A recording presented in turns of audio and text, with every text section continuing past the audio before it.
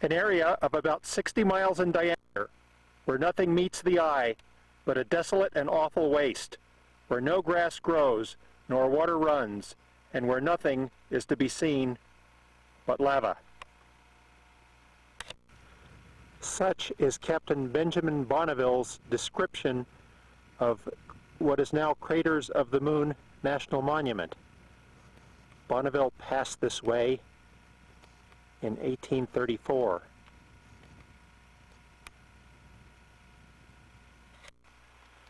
Craters became a national monument by a proclamation of President Calvin Coolidge in 1924. Our interest is in those who passed by early on. Israel C. Russell of the United States Geological Survey was the first to describe in detail the features of craters. With his publication Geology and Water Resources of the Snake River Plains in 1902. This photograph, complete with Model A Ford, shows geologist Oscar Meinzer's camp at the Inferno Cone in 1921. Meinzer, by the way, was the first to study the water resources of the city of Idaho Falls. Harold Stern's 1928 work provides an excellent write-up on Craters of the Moon, complete with map. But it was Sawtooth Bob Limbert of Boise who, through his exploits here and his National Geographic article on the craters, brought popularity to the monument. Yet the Unsung Hero Award for exploration at Craters of the Moon, and for that matter throughout all of central Idaho, should go to this man, U.S. Geological Survey topographer Thomas M. Bannon, who traversed the length of craters in 1915, creating 2 triangulation survey stations which permitted the drawing of modern maps of the area. And it will be our challenge to follow in the elusive footsteps of this remarkable explorer, who was, we believe, the first person to have climbed Idaho's highest peak, Bora, as well as many of the other mountains in central Idaho. Bannon's work is described in this 1916 USGS publication by Robert Bradford Marshall. Bannon called this the Arco-Haley Wagon Road. Before his time, it was known as the Goodale's Cutoff of the Oregon Trail. We're going to try to follow in Bannon's footsteps today by ascending to one of his triangulation stations, which is on top of Blizzard Mountain. The wagon road hugs the side of the hill, following the contours in a very circuitous fashion to avoid the lava flows, which you can see right in front of us. So the old wagon road would skirt around the edge there. Around Meinzer's time, 1920s, it was replaced with the brand new Central Idaho Highway, which of course is now the US 93, 20, and 26, which takes a much more direct route.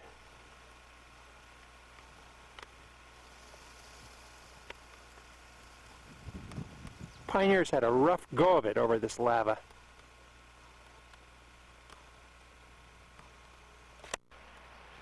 Heading up Big Cottonwood Creek, we are now entering the lava mining district.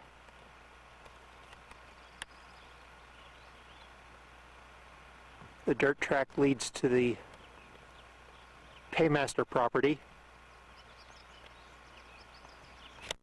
The stream aptly named for the large members of the Salix family, which are found along the watercourse, which is running very full.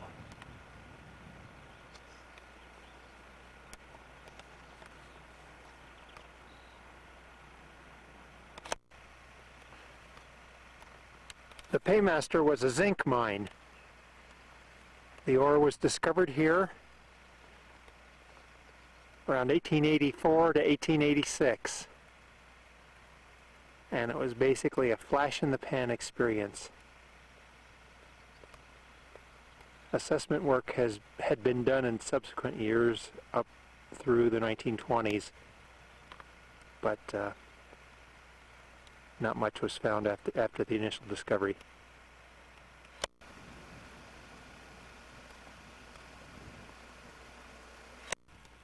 One of the ore dumps at the Paymaster. Much of the information that we have on mining in this area comes from eminent Idaho Bureau of Mines geologist Alfred L. Anderson, who wrote a paper on the lava district in 1929. The base metal, zinc, was found in the contact between the granite and the quartzite rock.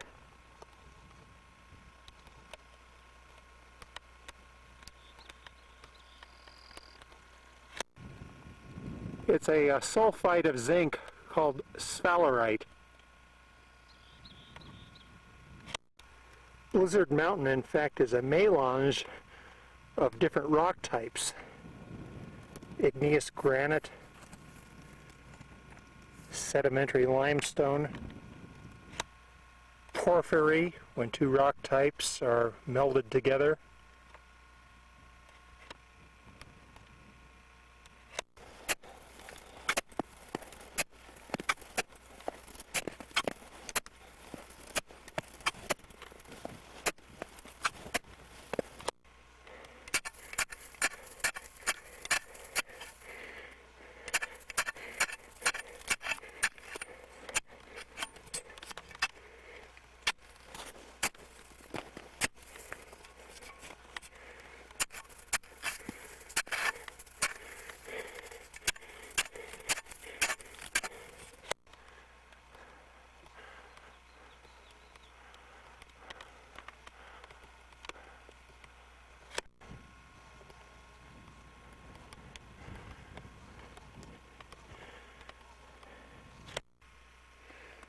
manganese, hematitic quartzite, shale, limonite.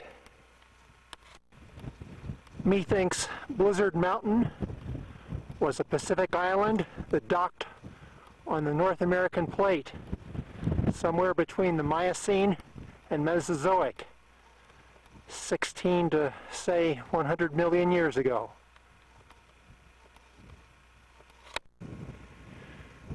We're looking southeast from near the summit of Blizzard Mountain along the strike or the trend of the Great Rift. Cottonwood Creek, we came up, and then the black, don't adjust your TV set, that's the lava rock, Idaho's youngest landscape,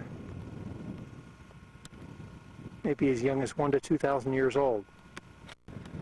Now, when Bannon surveyed here in 1915, he went all the way out to the end butte of the craters. It's called Fisher Butte, and he occupied a triangulation station out there, which he called Hades. Boy, I like his name. That is very apt.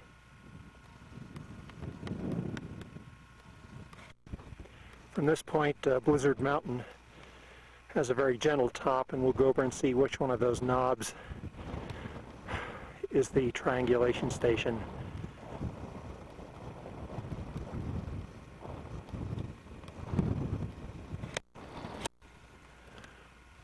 Blizzard Mountain is really noticeable for its ability to hold the snow. The summit at 9,300 and some isn't that high, But look here, in mid-June, we've got skiable snow.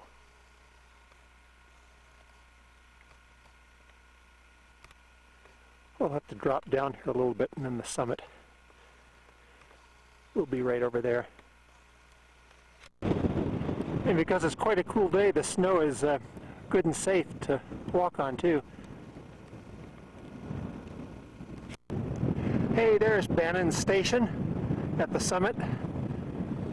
Let's go see what shape it's in after almost 80 years in the blizzards.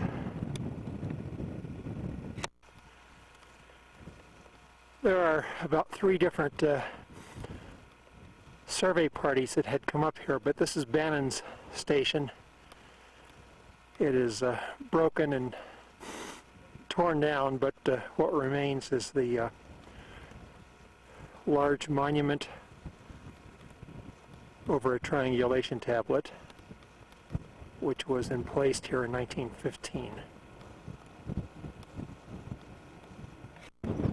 And then to make sighting a little easier from the next station, which would be anywhere from 5 to 7 miles away, they put this white vinyl sheeting and anchored down in the rocks, and this is just what's left after 80 years. Just everything's blown away except what's underneath the rock. So from these triangulation stations then, it would be possible to draw maps, and the first topographical maps of the area were issued after Bannon surveyed this area. His work was of a control nature, as it was called in map-making parlance. That is, he was interested in finding the proper geographical spots for these different features. Big Southern Butte was one of the base line areas used from which triangulation was extended. And we'll take you on a little tour here. He also triangulated Middle Butte as we look east to Idaho Falls, the Idaho National Engineering Laboratory.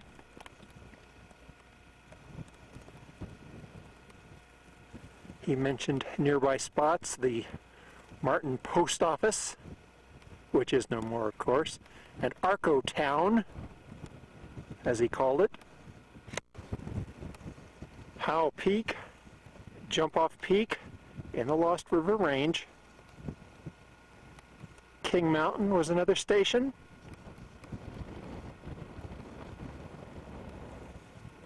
Timber Dome right in front of us.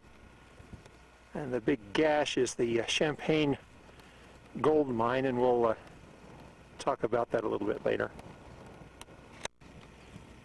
Bannon triangulated Sunset Peak, Invisible Mountain, Mount McCaleb, on up to Leatherman Peak, and Beauty, which was his name for Bora Peak. Climbed it. He didn't even know he climbed the highest peak in the state, for he thought Castle Peak in the White Clouds was the state of Idaho's highest mountain back in 1914. White Knob Mountains, Shelley Mountain,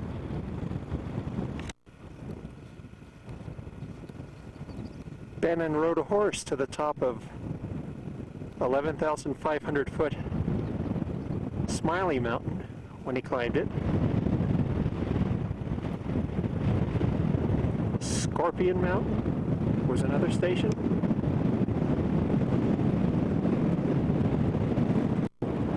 In the Muldoon Creek area, Buzz,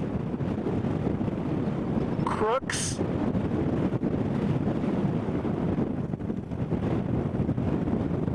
so I think you can see Thomas Bannon is very active in exploring many areas of Idaho. He wasn't the first one to climb Blizzard Mountain. Miners came up here in the early 1880s just in time to discover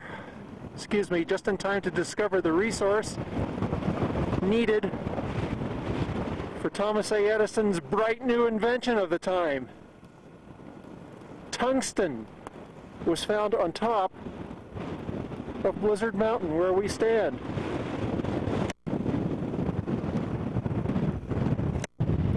One of the other subsequent survey parties up here was the U.S. Coast and Geodetic Survey, and they would build these heliotrope stands, which are unique to their organization. I wasn't able to find Bannon's benchmark, but the USGS came back up here in 1970 to resurvey, and they call this marker Storm. In addition to Blizzard Mountain, Bannon also called it Iron Mountain. That's a benchmark, bronze. The nearby hill over there is called Boyle Mountain, elevation 9,150, and there's a prospect on top of it called Pandora. I don't think we'll have time to go over to Boyle today, but it would be kind of a fun ski run down there, wouldn't it? Down to that saddle.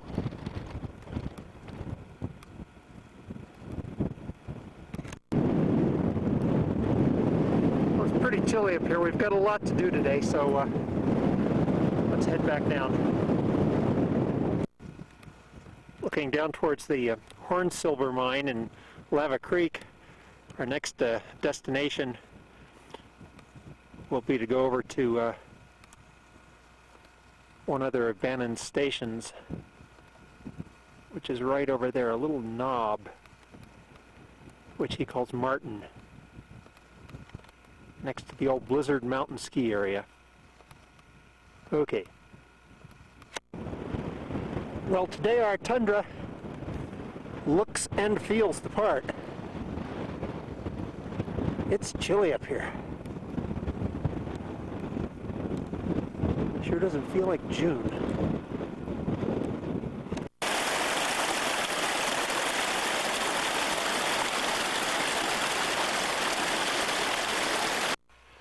Well, tread with care, for the river is the road.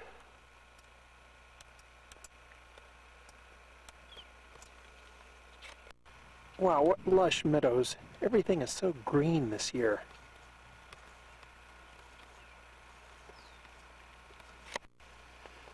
Bear in mind that at this point we're butting up against Idaho's most austere desert. Isn't this amazing to have this much water?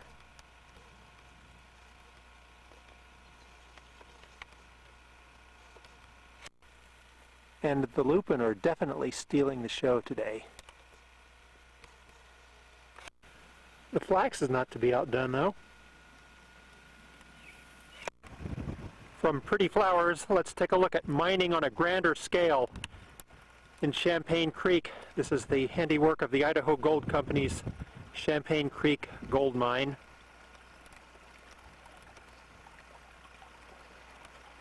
They've gotten several ingots worth of gold in the few years they were here. Enough to make several thousand wedding rings, no doubt.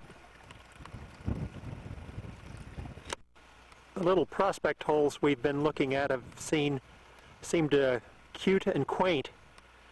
However, we have to ask ourselves, is this worth it? Especially when we know that the cyanide leaching process has been used. So what does that do for streams?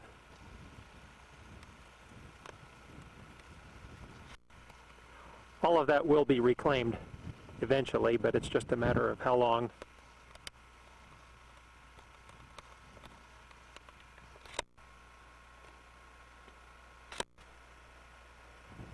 This is part of the workings of the Hornsilver mine, which was opened in 1885.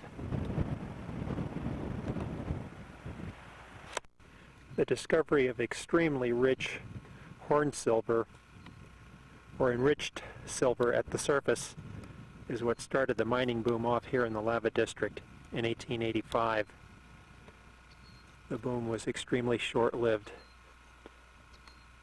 and most of the good ore was right at the surface, so there really was minimal success in digging tunnels.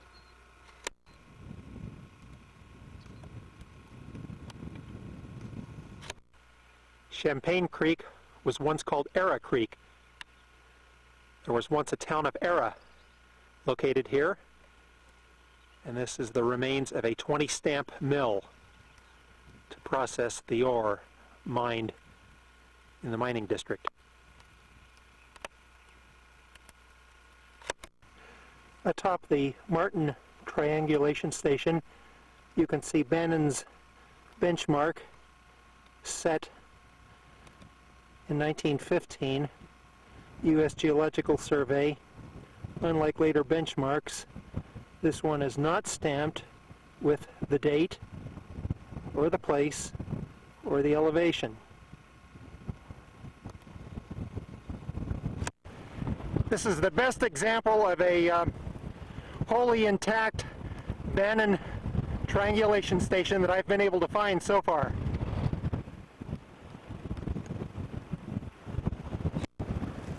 It probably would have taken the topographical party a bit of time to assemble this station and put in the guy wires and sight their instruments.